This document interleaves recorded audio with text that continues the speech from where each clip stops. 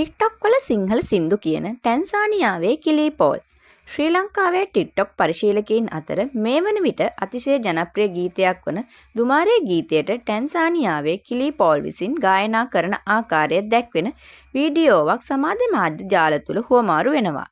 ඉන්දියානු ගීතවලට නර්තනයේ යෙදීමත් සමාජ මාධ්‍ය තුළ අතිශයින් ජනප්‍රියත්වයට පත්ව ඇති කිලී පෝල් මේ වන විට ශ්‍රී ලංකාවේ ගීත රැසක්ම සිය වීඩියෝ සඳහා යොදා ගැනීමත් සමග ලාංකීය ප්‍රේක්ෂකයන්ගේද ආදරය දිනා ගැනීමට සමත්ව තිබෙනවා. ටික්ටොක් ඔස්සේ කිලී පෝල් සහ ඔහුගේ සහෝදරිය වන නිමා පෝල් යන දෙදෙනාම මසායි සංස්කෘතිය නිරූපණය කරන ඇඳුම් පැළඳුම් හැඳ ජනප්‍රිය ගීත අනුකරණය කරමින් නිර්මාණය කරන වීඩියෝවක් සඳහා හිමිව ඇත්තේ විශාල ආකර්ෂණයක්.